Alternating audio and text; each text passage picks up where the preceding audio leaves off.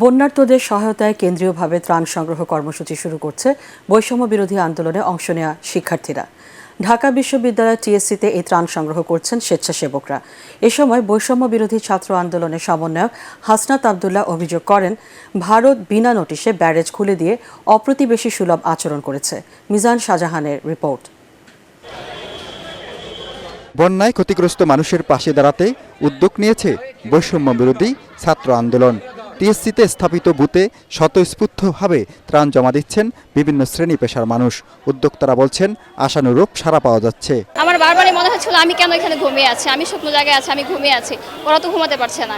আমার মনে হচ্ছিল ওই জায়গায় যদি আমি থাকতাম আমি তো মরেও যেতে পারতাম। একদমই টোটালি ঘুমাইনি। ভোর 5টা উঠে আমার মনে হলো যে কখন বের হবো, কখন আসবো। যে সকাল থেকে কিন্তু মানুষ আসতেছে, যে পেশারই হোক না কেন, যে যতটুকু সামর্থ্য হোক না কেন, সে কিন্তু আসে কন্ট্রিবিউট করতেছে দেশের খাতিরে এবং জনগণের সাথে। পরবর্তী নির্দেশনা না আসা পর্যন্ত, যে আমাদের দেশের সিচুয়েশন না ভালো হওয়া পর্যন্ত আমরা তৎপরতা চালিয়ে যাব। বাংলাদেশকে না জানিয়ে হঠাৎ ব্যারেজ খুলে দেওয়ার পর ভারতীয় পক্ষকে বাংলাদেশ থেকে প্রতিবাদ জানানো হয়েছে কিনা তা নিয়ে প্রশ্ন তুলেছেন অনেকে।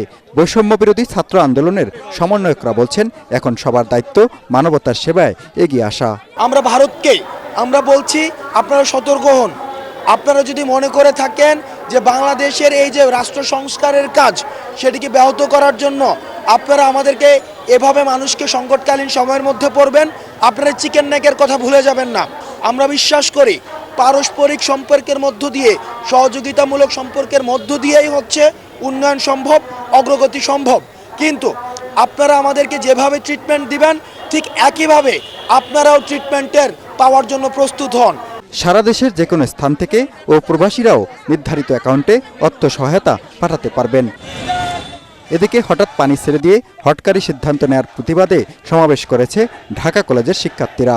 তারা বলেন, ভারত সরকার নিজেদের স্বার্থে আন্তর্জাতিক আইনকানুনের তোয়াক্কা করছে না। আবার একটি বিপ্লব চাই, যে বিপ্লবে আমাদের আবির্ভাব হবে মোগল সম্রাট বাবর হিসাবে।